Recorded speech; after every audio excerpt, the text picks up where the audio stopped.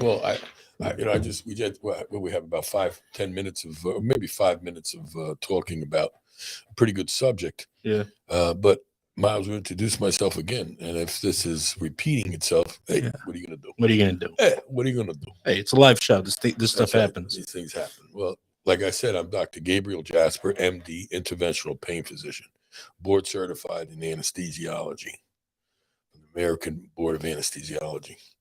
Anyway, what I do is I'm an interventional pain physician, and my definition of that is we find the pain generator and we try to get rid of the pain caused by that pain generator. There could be other ways. The conversation that we talked about is you can have multiple pain generators, and I usually take care of one at a time. And the reason why I take care of one at a time because if you do 3 or 4 pain generators, you don't know which one is actually causing the majority of the pain. I mean, it could be the combination of them all. But the idea is to find out which one is causing the most pain, treat it, and then you go on to the next. A lot of times you treat one pain generator and all the pain goes away. If 50% of the pain goes away, then there's other pain generators you got to start to search for. Yeah. It's a mystery sometimes, but if you know how to read an MRI and you've had enough experience, you're smart and talented, you can figure these things out. Right. At least most of the time. And one of the reasons why you don't want to do too much, I say little is better. Why? Because every time you do something to a patient, there's a risk involved. There's a risk of what they call complications. Right. There's also side effects, which are not that big a deal, but the risks you got to worry about, the complications. Yeah. So if you go out and do something that, let's say you treat one level of a problem, and there's a risk to that level. Now you start treating 3 or 4 at the same time, that just multiplies the risk factor. So you don't want to do that. So there's 2 reasons why you don't treat multiple pain generators, because you don't know which one's actually causing it, and you raise the risks. Right. And you can't fool around with risks and benefits. You got to think about complications. In fact, anytime you have a procedure done in the pre-op area, and also in the doctor's office, the doctor and the nurses, everybody explains all the risks and benefits. Yeah. And what could possibly be the complication. We're obligated to tell you that. We're obligated to tell you all the options that are available. Yeah. It can go anywhere from do nothing to major spine surgery in our field. Yeah. Now, do we recommend major spine surgery? Yes, if you need to have it done. But most of the time you don't. So if you have a procedure that's going to be planned, the doctor and the nurses, everyone's obligated to explain to you the risks of complications. And you're supposed to ask questions. And after you ask questions, all of them are finished and you're completely satisfied, then you move on. Then you go into the holding area to get ready for the procedure. And the nurse and the doctor and everybody comes along and they give you this informed consent. An informed consent is something that you need to read. Yeah. Yeah. So many people, not including myself, because I'm aware of the situation, every informed consent is different, basically the same, but they're different, and you need to read it. For example, I read the informed consent saying that when I had surgery, that the residents and the students could operate on me. I was like, no way. I came here for this surgeon to do the procedure. Yeah. And I don't want anybody else. And they gave me a hard time at the hospital. So if you don't sign it, then we're going to cancel. Yeah, but if you didn't read that, you wouldn't have caught it. I wouldn't know. But they still made me sign it. But they assured me that only the doctor was going to operate. Okay. It left that opportunity for somebody else step in.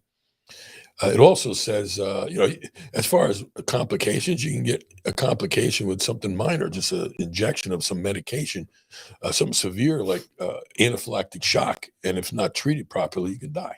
Huh. So it goes anywhere from, little infection, a little bleeding. You can get weakness, paralysis, and death. You can get isolated paralysis. So, we take the precautions.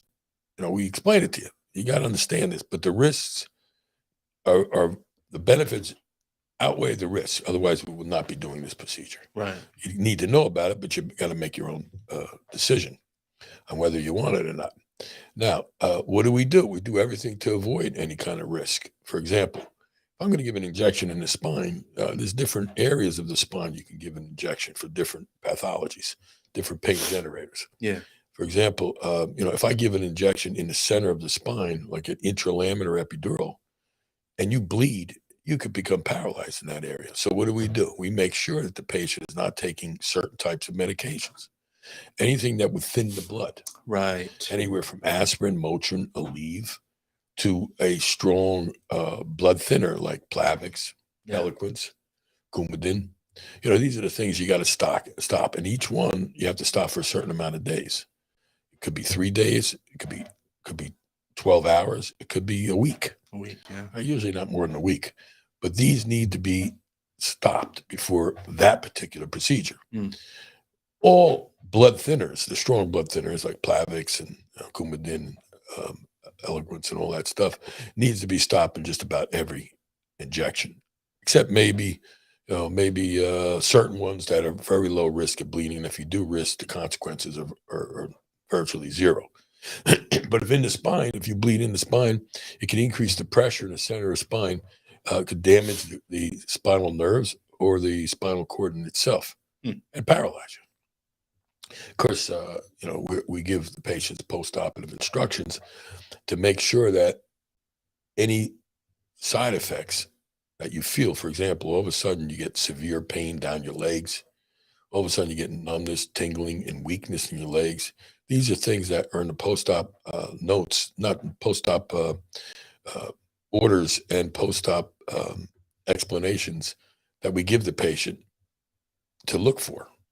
And if this happens, you need to call the office, and we have an emergency line, and we will direct you in the right direction. If by any chance nobody answers or they don't get back to you within a short period of time, you're instructed to call 911 and go to the emergency room, because that could be something bleeding, right, where it's not supposed to bleed, stuff like that. But be careful. Know what the informed consent is. Don't just sign it. Read it, because you got a witness and you got the doctor there signing it. And we ask you, do you understand everything? If you don't, we explain it again, maybe the third or fourth time.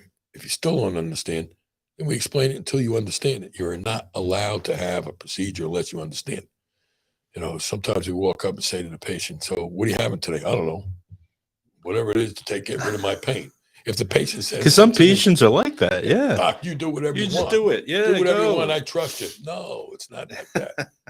I would never take a patient, and I'll explain it to them. Now, whether they're smart enough or whether they're listening hard enough to understand, those are two different things. But we have witnesses there. From my end, when I was a patient, because I did feel that way, and I just go, just do it. I think a lot of the times it's them coming from other pain doctors, and they hear all this stuff, what this guy's going to do, what this guy's going to do, but the difference is when they come to you, you're actually going to take care of them. You're going to at least make them a damn side better. Lowest concern, highest concern, they're cured. They're fixed. So they get confused. They just do it, please, just do it. I'm done with the pain. Yeah, you wonder why, when you see some patients, why they have seen so many doctors and they just did not get better. Yeah. And I'm always concerned about that. Is it the patient? Was it the doctor? Did he do the right thing? We get some notes from the doctor's office. And a lot of times they do the injections that I plan on doing. But, and you get worried that maybe they're not going to do well because maybe they have ulterior motives. You never know. And then you get surprised that the patient comes back and says, Doc, thank God you finally got rid of my pain after all of this time. But then you get somebody with not much wrong with the spine, and they come in and you give them the injection. You really sometimes got to reach for pathology. Right. But I have these, on the new systems on the computers, you could actually measure like spaces, like the diameter of a canal. Right. You can compare it to a diameter of another canal on the opposite side, maybe where there's no pain. And if there's some slight decrease in diameter, there's a chance that this could be the reason why the patient has pain, even though it appears that it might not, but the patient's there for a reason. And chances are they're not there just for no reason. Who wants to go to a doctor's office unless there's ulterior motives? Right. And there's ways of trying to figure that out. It's called malingering.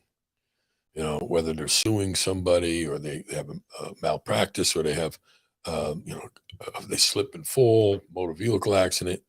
The majority of them, I have to say, that are legit.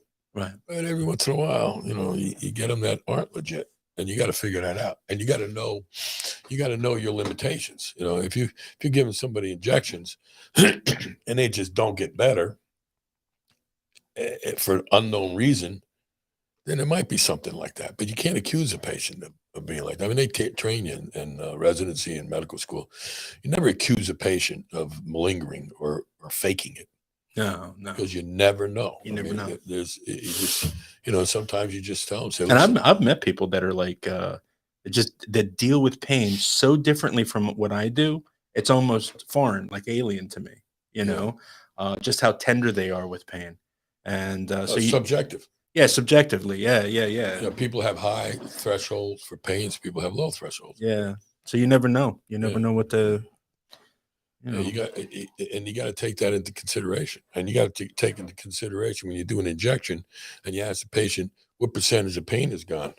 Well, what percentage of pain is gone depends on what pain you're talking about. Like if you're doing an injection to get rid of pain in the leg, and all the pain's gone, but they still have pain in the back, they might say, I still have all my pain, or what percentage is gone, 10%. Yeah. But we treated the pain down the leg. Now, what the question is, at that point, you got to be specific and say, what percentage of pain has gone down your leg? 100%. Then you know what? It was a good injection, right. And it worked. Yeah. Now you can treat, because like I said, there's pain generators. You could have pain down the leg from a pinched nerve going down the leg, but the low back could be something else, like spinal stenosis, could be arthritis of the spine. Yeah. And you're not gonna get rid of that with an isolated selective nerve root block of a nerve. So the nurses in the recovery room understand that, so they're specific in asking questions. And then you get a person that says, "I got pain and I can't walk far." Well, how far can you walk? 100 feet. Well, you give them an injection. You want to see how good I had a guy yesterday. He could walk maybe 400 or 500 feet, like half a football field, let's say. And so he's going to come into the office, and I'm going to give him an injection, and he's going to be in a recovery room, and somebody might ask him, what percentage of pain do you have? He goes, I have no pain. I had no pain when I came in here. But we plan ahead.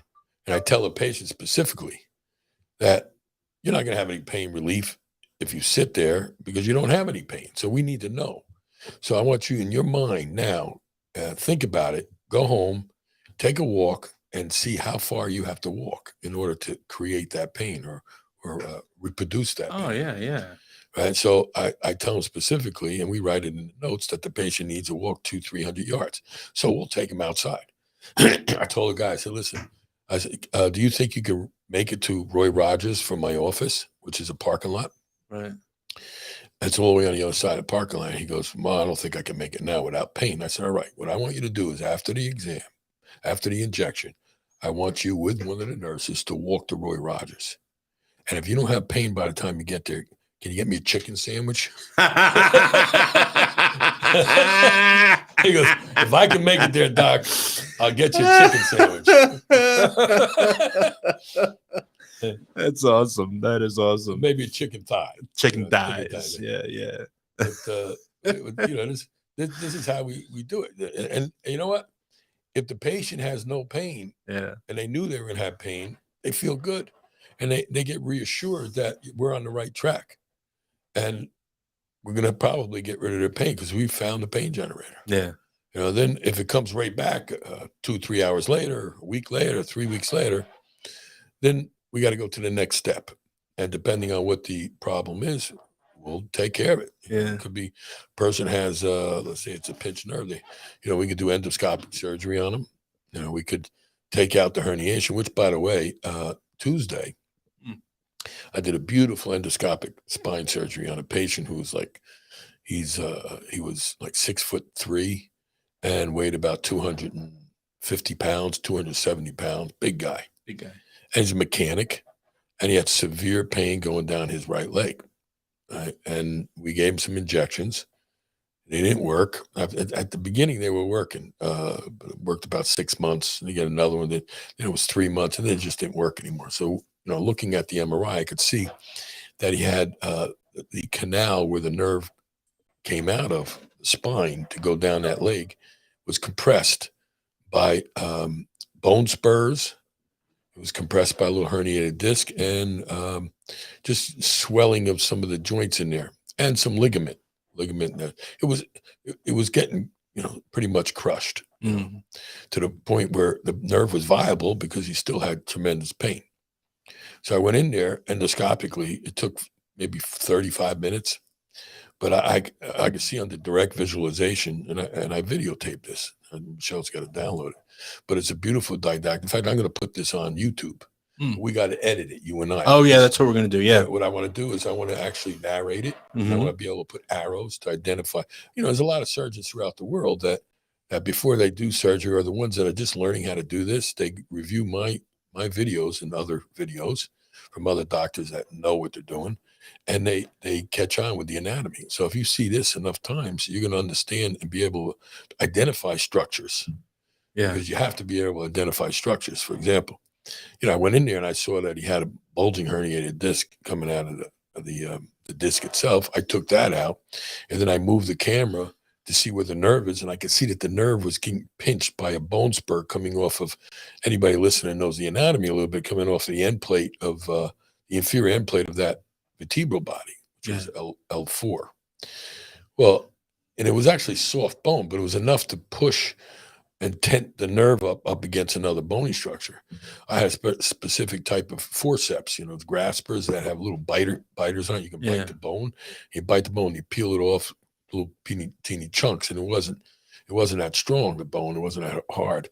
And I was able to take it down. Boom, you could see the nerve just drop. And the guy on the table said, "Hey, my pain is better in my leg." Really? Yeah. Wow. Then then I moved on to looking at other structures like deeper in. So we basically decompressed one of the nerves, and that was the exiting nerve root of L4. Right. And then we look deeper, and you can't see what's going on deeper because there's more herniation. Then there's a ligament that's blocking, and that's what happens in spinal stenosis. There's a ligament that's real thick. So I started taking down the ligament. I started taking out some more herniated disc, some more bone spurs, and all of a sudden I could see in the distance, I could start to see the nerve, which is now a nerve that's called the traversing nerve root, which goes past that area down to the lower level, which is the traversing nerve root for L5. So we decompressed L4. Now we're decompressing from the center of the canal. This is technical for a lot of people. Maybe somebody who's technical is listening. Hey, it's good to know. Yeah. So I could see the nerve now, and I kept taking more debris out and more, and all of a sudden the nerve just starts floating. You can see the dura, which contains other nerves, floating and pulsating to the fluid going in and pulsating to the person's heartbeat. When you see that, you're done. I took pictures. I had the video, and what says beeping here? I don't know. And I had the video, and it worked out beautifully. I go post-op the patient. I did a couple more patients. 20 minutes later, I go post-op the patient. The patient standing up, zero pain. Huh. Call him up the next day, zero pain. Wow. 3 days later, zero pain. This guy's not going to have any more pain down that leg unless he reherniates or another herniation somewhere else. Right. And with time, we're going to run into another discussion, which we talk probably just about every time. This is not his first rodeo, this guy. Right. He's been through the trenches. I gave him, I did an endoscopic surgery on him about 5 years ago. Oh, yeah. I might have been the same level, but after 5 years, he reherniated and he continued getting degenerative disc disease. So it's still closing all the canals and everything, closing as you get older, especially somebody who's genetically predisposed to it. Yeah. They're going to always have problems. And here it is. You don't think for 1 minute that you're going to go have major surgery and fix everything once and for all. Did you ever hear me say that before? No. Are you kidding me? Were you here last time I talked? You know what it is? No, of course, Doc. Of course, yeah. Anyway, I repeat that. I say it to every patient multiple times. And what happens is the patient needs to have realistic goals. And we talk about that all the time. They got to know that, whatever's caused you to have pain now, I'll get rid of it. Yeah. Does that mean it's never going to come back? Probably not. That's the best thing you ever said to me, though. Was that? Like when I first met you, I can fix that. I can do that. Some people think it's just a catchphrase, and it is, but it's seriously what you do.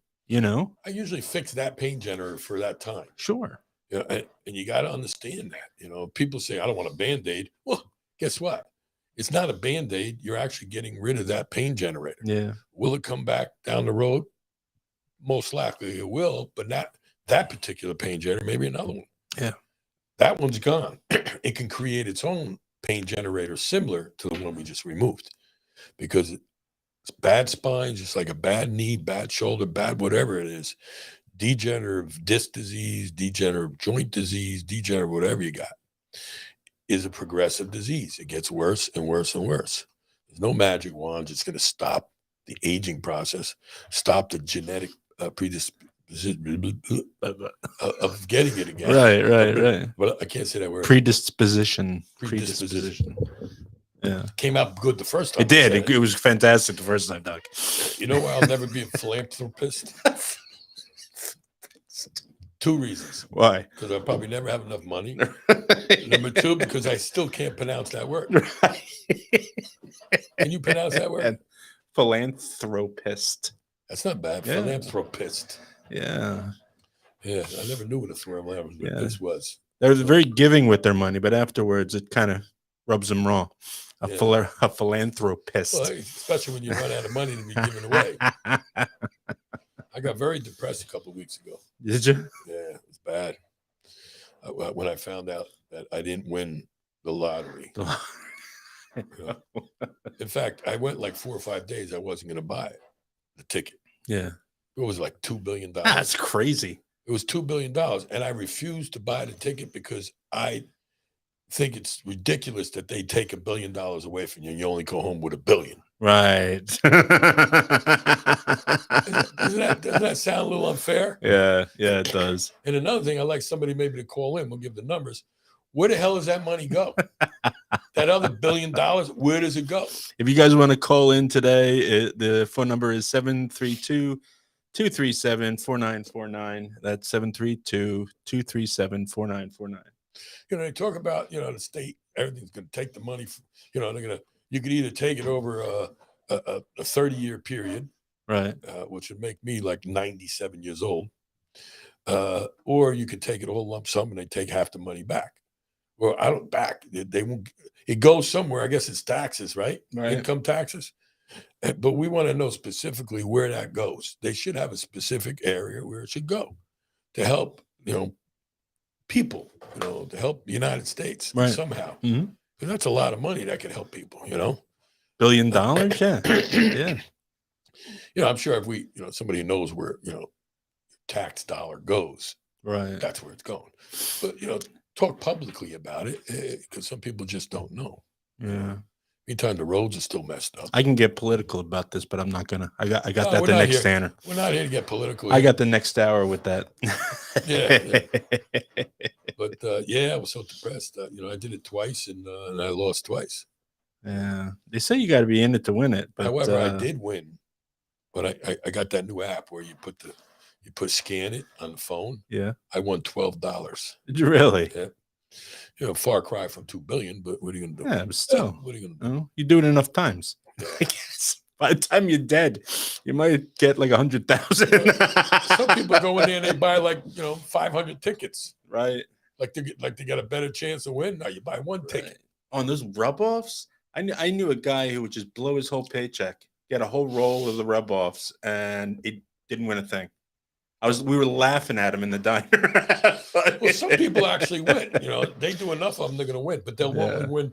They might win a couple $1,000 sometimes if they're lucky. But that's that. Yeah. You know, we talk about intermittent positive reinforcement. Right. We've talked about that. Intermittent positive Intermittent. reinforcement. Yeah. That's the hardest. That's the hardest.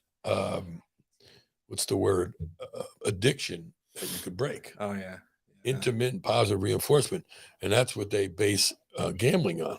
Yeah. Right, where you go gamble and you lose. All of a sudden, you win big, and then you lose, win big, lose, win big, win a little bit. And so that intermittent positive reinforcement that you don't know when you're going to get it, it's hard to break that habit. Yeah. So apps use that as well. They these little games you play, and you know, there's all sponsors and commercials and stuff, and they only let you play the game like 5 minutes, and then you run out of energy, and you've got to wait 20, you know, like an hour or two just to get recharged so you can play again. It's all intermittent, you know, positive reinforcement. Yeah. So what else? Anything else happened this week? We got the insurance companies giving us the runaround. Yeah. You know, we're out of network, and they're paying us in network prices. So when you're out of network, you lose all the patients that don't have out of network benefits. Right. So you're down to maybe half, and then now all of a sudden, and you expect to make more money because now they're paying you more the reasonable, customary reasonable price, not these low. You know, as a sole practitioner or a small practice, they don't negotiate anything with you. They negotiate with the big hospitals. That's how they can survive. Yeah. So they're getting paid a lot more money than a small practice does. So you can't survive by being in network. So you have to come out of network because then they'll force to pay you what you're supposed to be paid. Yeah. Now, if you come out of network, right, and for 3 or 4 months, they're still paying you in network fees, and you have half the patients. Guess what? You're making half the money. Right. You know, half the money you did before when you were in network. Yeah. Let alone, and we couldn't make it then. Right? If we couldn't make it then, and we had to come out of network, now we're getting half of what we did before. I mean, you don't need to do the calculation. You don't need to be a mathematician for that. Right. Right. So you're constantly struggling, helping. It's always a challenge. It's always a busy as hell thing to get through, and we had to report him to the agency that oversees the insurance companies. Oh, they weren't even answering the phone. Yeah, I know. I heard about that. Gabriele called like 8 times in a row. Yeah, and she left a message. I reported you to Dobie, Department of Insurance, Business, whatever. That's good. That's good. And she left a message. Guess what? They answered the phone next Did time. they really? Yeah. Ha! But then it's been like 3 weeks, and they give you the same answer. Okay, we're going to work on this. Like, why should you believe them the second time? Right. Now you're going to wait another 3 weeks. We could be devastated. They wait you out, though. That's what they do. They wait people out, and they hope they'll just disappear. If they owe you $300,000, yeah, the practice $300,000, and they can hold it for 2 months. They invest it. This is my theory. Okay, no, it's a good one. I can't prove this, but you think about it. They invest $300,000 for an extra 3 to 6 months. They're making interest on that. Sure. Mm-hmm. And then they give it to you, and they all that was. But I guess if you sued them and you had the time and the money and the patience, you could sue them for interest. And you wonder how many other physicians they're doing. Oh, they do it to everybody. Yeah. So you're talking millions and billions of dollars. They're making interest off. They're making interest. Yeah. Where does that go to? I don't know. Probably the CEO that figured that out. Yeah. CFO. Doesn't come to anybody else. Yeah. Well, that's my insurance bit for the day. It's terrible stuff. Yeah, my wife, she's been so upset. I'm just been trying to get her to laugh. I don't know how to put a smile on her face. Well, you know what? This morning, yeah, I did everything possible to put a smile on my wife's face. Oh, really? Guess what? What? I'm not allowed to keep Sharpies in the house anymore.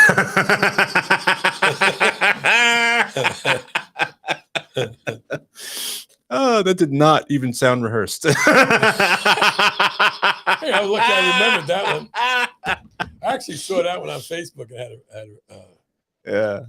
put that on Facebook. Believe it or not, some people don't get that. Yeah, but this is the stuff that Doc and I will say to each other just to crack up in between seeing patients and such.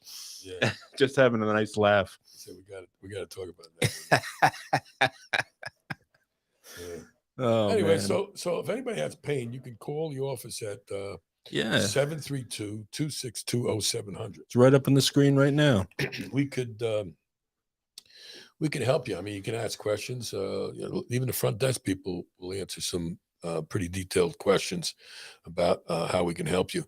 And if you don't have out of network benefits, we can facilitate you getting them. Walking you through it, how you Yeah. can get out of network Mhm. benefits. Everybody should have out of network benefits, but the prices of having out of network benefits is ridiculous sometimes. Yeah. I know because we do it in our office. We price them out, see how much it would cost. It costs a lot of money. It's a big nut you gotta crack there. But we could take care of you, especially there's patients out there that have MRIs. They go to other doctors. Nothing's been helped. They can't fix it. They can't help them. But if you want, we got a program where if you send in your MRI or email it, we'll go over it for you. Myself or the staff, somebody will go over it, and we can let you know if we can help you. And we're not going to charge you for that. Yeah. It's kind of a courtesy that we have. To people to call and come in. Sometimes it's tough, and because of COVID, which is actually a good thing, they allow us to do this telemedicine type consultations. Like I got a guy in not in Boston, but it's in Massachusetts, in the boondocks a little bit. And he's actually working on a fuel controller for my helicopter that was malfunctioning, but he's booked way out, as far as to get on it. Right. Yeah. But Yeah. and then I called him a few times, how much more time? And then he said to me, "What do you do for a living?" I told him what I did for a living. He goes, "You know what? I got a bad sciatica and nobody could fix it." I'd say, "I'll tell you what, I'll make you a deal you can't refuse." And he says nobody would send him for an MRI. They don't know what the heck it is. And he's had it for a long time. Right. So I said, get your primary care physician to write an MRI. You send it to me and you call for a telemedicine. And I'll go over and I'll tell you exactly how we can get rid of it. And it'll probably be pretty easy. He goes, "You could do that? Is that what you do?" I said, "Absolutely." And he goes, "Well, can you call my primary physician? Because they never listen to me." I said, "Sure, I'll do you that favor." Sure. Yeah. I said, "But it might be easier if you just, call my front desk, make an appointment. We can do a quick telemedicine consultation, whatever you want to call it, 15 minutes or less or a little more. And we'll write your prescription because now we got all the information. And if we could justify writing a prescription for MRI, we write it. And we'll fax it to the place that you can go and you have it done. Yeah. You can have it done tomorrow." He goes, "Well, you think you can call?" I said, "Sure, I'll call if that's what you want." So I in between patients, I called myself personally, the primary physician. It took me 10 minutes just to push the right button to talk to somebody who, when I pushed it, I don't think I was even pushing the right button. Huh. It was so long. You want this department, that department, Dr. So-and-so, Dr. So. It went on and on and on. Finally, it never said, "If this is a doctor calling, please press this number." Yeah, because they do have that, right? Yeah, it never said that. So Jesus. now it's 10 minutes to that. And then I pressed the button that seemed like the button that I was supposed to press. And I'm on there for another 10, 15 minutes. And then the nurses came in to give me a report on other patients. Now I couldn't let them wait any longer. Right. So I hung up. It was like 25 minutes I was on the phone. I said, "What, are we kidding me?" I said, I could have done a telemedicine with him in 15 minutes. Yeah. And so I called him up. I said, "Listen, do you want me to help you?" "Yes." "Okay. This is what we're going to do. You're going to call the office. You're going to make an appointment and we'll have a telemedicine." And that's what we did. And he's got his MRI script yesterday. And the helicopter? Well, I told him, I said, "Listen," I said, "under one condition." No, I didn't tell him. I said, "Listen," I said, "what you can do is you're going to have to come down here for an injection. Could be next week. Once we review the MRI." I said, "If you get that completed and you drive down there, you don't even have to ship it. You just bring it with you." Right. It's not going to make the guy put it on a helicopter. Sure. But that's Sure. It's cool. It's better than meatballs. Well, it's not really the barter system, Right. because I'm probably going to get paid and he's going to get paid for his services. Yeah. but it's nice for him to. But he said that he finished most of the stuff that he was going to do anyway. Yeah. So we'll see if we can get that done. And so that was one of the things that happened this week. And as far as we fixed this week, at least 2 patients with compression fractures. And that's when you have a broken bone in your spine. The vertebral body cracks. It usually happens in an older population, mostly women. When women reaches menopause, they don't have the same hormone levels as they used to. Of course, I'm an advocate of hormone replacement to avoid any of these complications in life, even in men, right? I think you should have the hormones that you've had when levels of hormones when you were 25, because most 25-year-olds don't have problems for that reason, because everything is well controlled through the body. But as you get older, you need to be replaced. And what happens is they start to get osteoporosis, which means that the bones start to get brittle. And they could just fall down on their buttocks, not hard, and crack a bone. They could lift something up like a basket of clothes and break a back, or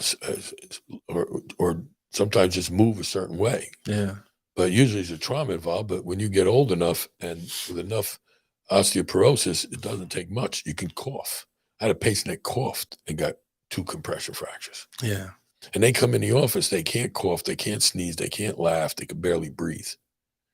And, I make sure that the patient's stable enough that I'll go in as soon as the patient's stable enough. And usually they are. I mean, they're not like 25-year-old athletes, right, by far. It's a little risky, but when we do the procedure in a well-controlled environment with an anesthesiologist, and we don't put them under general anesthesia. We just give them a little teeny bit of sedation, it's kind of conscious sedation. Right. And the patient's awake, but feels good.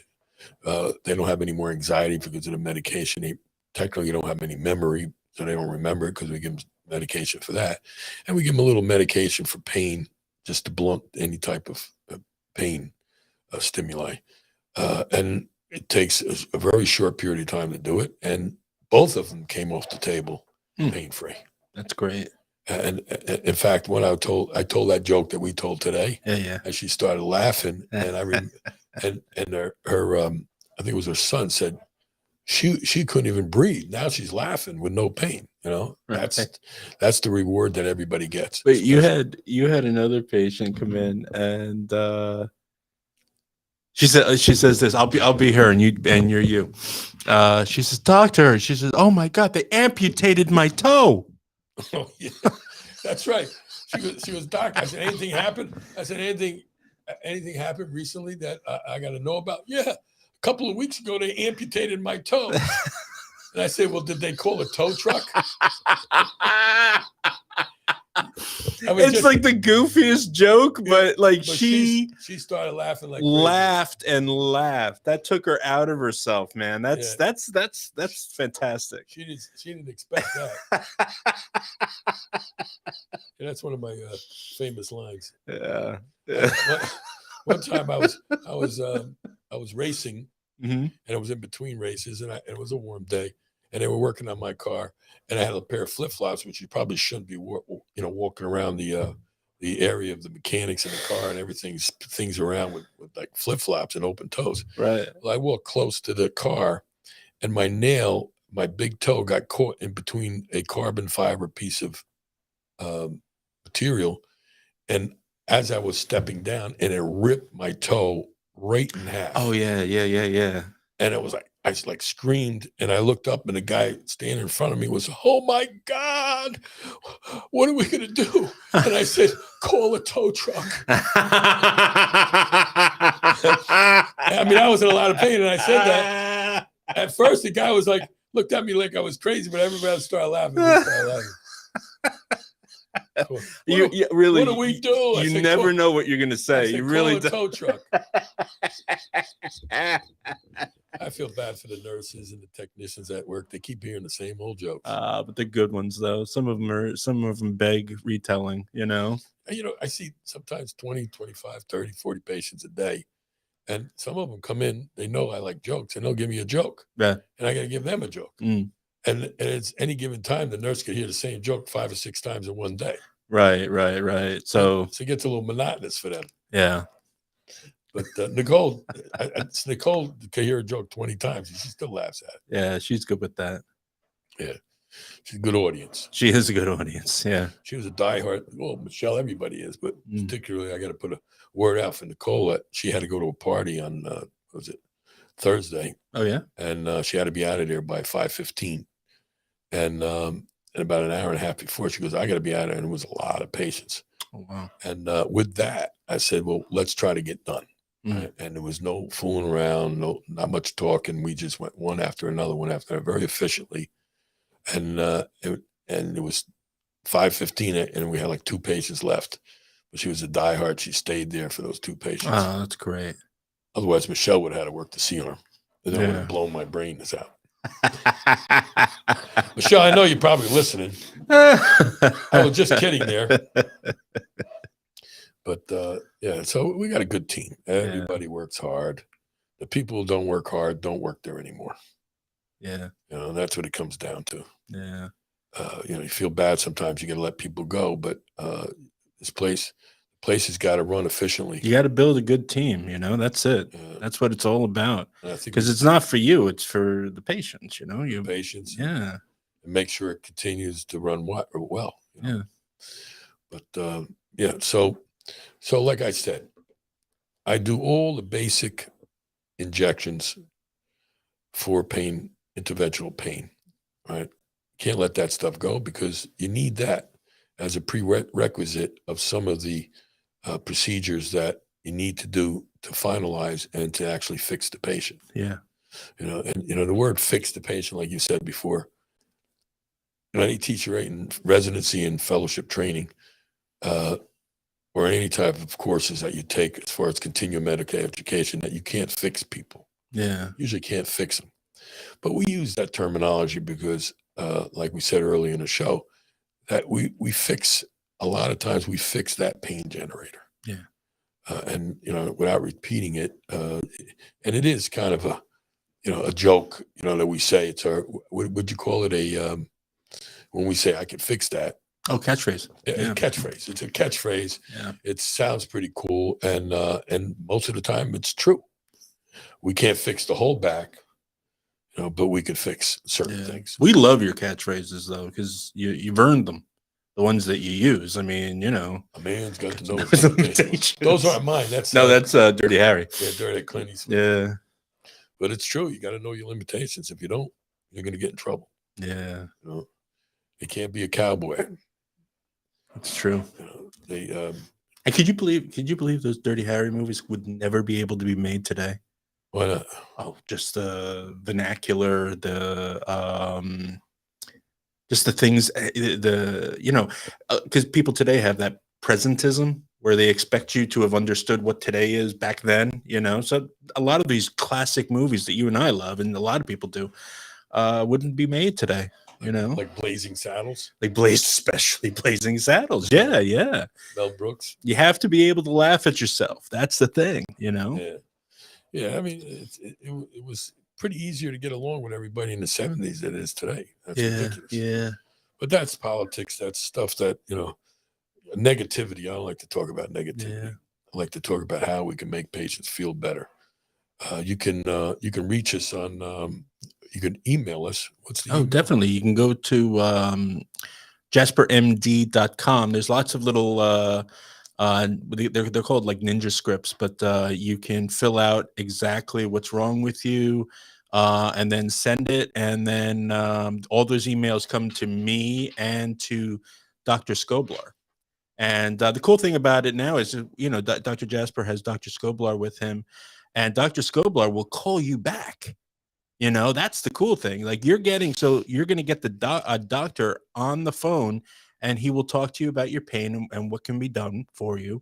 And he brings them right in. You know, I think that's one of the coolest new things that Jasper Spine Institute offers.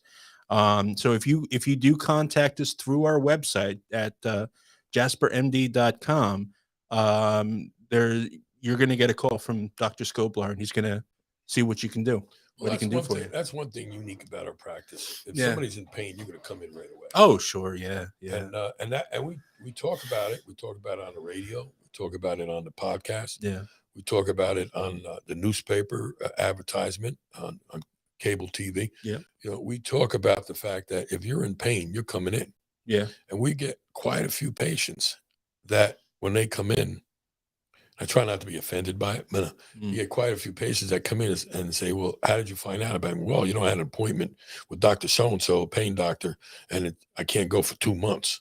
But I heard your advertisement say, we'll take it in if you're a lot of pain, and that's why I called. You know, so feel free. If you got pain, give us a call. We'll take you in. Yeah. Chances are the next available day, which means not the next available opening, but the next available day that I see patients. You know, if you call on a Friday afternoon and you're in severe pain, chances are you coming in Monday. Right. Right. You know, and as a consequence, sometimes the days get a little hectic.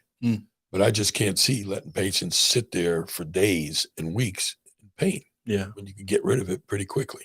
Yeah. It's bad enough that a patient comes in with pain and you know you can get rid of that pain that day, but you're not allowed because the insurance companies won't let you give them a shot that day. Yeah, they kind of tie your hands, right? Yeah, you can't give a shot that day. Yeah. It used to be you got pain, you come in, I diagnose it, you go right on the table, get a shot, you go home with no pain.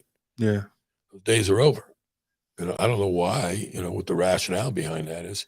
You know, I think if you ask the insurance company, it's probably because they're trying to prevent fraud. Yeah. You know, as far as I'm concerned, the amount of doctors that do commit fraud are extremely low. Yeah. Extremely low. And it's not that they're not out there. You know, I know not quite a few, but I know a few doctors that have committed fraud and they've gone to jail for it. Yeah. You know, I was I was at a restaurant last night having dinner and somebody recognized me and knew me from the past, but you know, not real buddies, a lady. And she was a bookkeeper. Right. Right. And I asked her what does she do with this? I have kind of bookkeeping, this and that. She's talking about, well, you know, today with, you know, the way things are today, you know, cash money, you know, you can't hide money anymore and you got to be careful and all this stuff. She goes, but, you know, if I ever work for you, you know, we can say that we did this and not do this and we do that. I was like, what are you talking about? Yeah. She goes, let me be honest with you. I said, stop right there. Right. I said, first of all, you said something extremely dishonest. Right. Shady. Against the law. Shady. And then the next breath you say, let me be honest with you. Anything comes out of your mouth after that is probably not going to be honest. Yeah. Because anybody tells you I want to be honest with you, chances are it's not honest. I always point that out to them. What, so you've been lying to me every other time? You know? Yeah. And I was trying to eat something, and listen, if she's listening to this, you know, hopefully you're not insulted and you know that you shouldn't be doing it. So I'm in a restaurant trying to have a plate of pasta, and she's like right over my shoulder, like whacking, not whack. She's just, you know, talking, gibbering on, gibbering on. And finally, I said to myself, you know what? How do I get rid of her? And then she starts to tell me about her grandmother or a mother that's in pain, and I want to bring her to her. And then she starts telling me about her pain, and I said, listen, I'm not here to talk about your grandmother's pain. Yeah. I said, make an appointment. You come into the office. And I'm trying to eat. You know what I mean? I didn't even say it. Yeah, I said, but I really don't want to talk about pain. I've been doing it all day. And you can't explain to me your mother's pain. I got to look at an MRI and I got to do a complete history and physical on her. Yeah. Bring her to the office. And then she kept going on and on. I said, you know what? Excuse me. For some reason, I got to go to the bathroom. Right. And I went to the bathroom. By the time I got out, and I waited a little extra. My pasta was getting cold. I waited a little extra, and she wasn't near the table. Good. I think she caught on. Yeah. At that point. But I don't mind talking about it. Yeah. You know, somebody asked me about their pain. I'm the first one to talk about it in detail if it's your pain. Sure. And I'm not eating a plate of spaghetti. Right. In a restaurant. Right. With loud music. Yeah. Where I can't even hear half the words you're saying. Pasta's going cool? No. Yeah. Now's not the time. Calamari, we're getting cold. Oh my God. Yeah, forget that. Anyway. Well, so what time is it now? Yeah, we're about done. It's about an hour we've been going, yeah. And we got Dr. Barbara Schneider up Nice. with Radio Free America with Dr. Barbara Schneider. She's downstairs already. I think I heard her. Yeah. All right. So put a little word out there. Keep an eye on us. We talk about different stuff. Yeah. Spinal stenosis is another thing. We look at my website. Yeah. How did they get to see my website? It's jaspermd.com. Yeah, that's it. And we're in the transition of making it even better. I'm in the transition of making it better. And it's going to be really great by the time we're done with it, but it's a beautiful website as is though. So yeah, go on jaspermd.com. If you want to make an appointment with Dr. Jasper, it's 732-262-0700. He's located on Brick Boulevard, right behind the Roy Rogers, 74 Brick Boulevard, building number 3. Hey, you notice the shirt tonight? I know. Number 1 no. Numero uno. No. Nobody knows what no means grandfather. Yeah. We got to get your dad in on a show. I want to hear about things he was given in lieu of pay to see a patient. That's what I want to see, because back then they did it way more than they do now. He had about a month ago, he had COVID. He was in the hospital. He had a UTI. He was hallucinating. But, he's doing pretty good now. Yeah. He and I have gotten to be really good friends. I love talking with him. Talking with him. Thursday, I think he's going to physical therapy. He'll come in. Oh, good. And you could talk about that. Maybe we'll talk about for next week. We'll bring him in as a guest. Sounds good. Oh, next week's Thanksgiving weekend. Following weekend. Yeah. All right. Well, nice talking to everybody. Thank you very much. Take care, guys. Bye-bye.